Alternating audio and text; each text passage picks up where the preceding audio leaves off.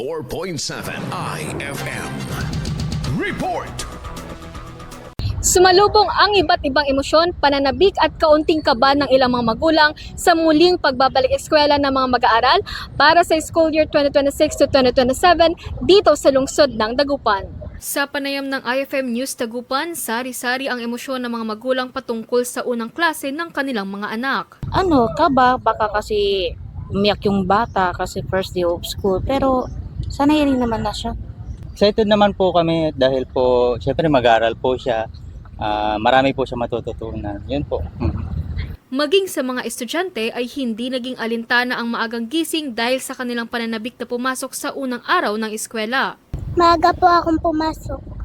Masaya po ako na nakita ko ang mga classmate ko.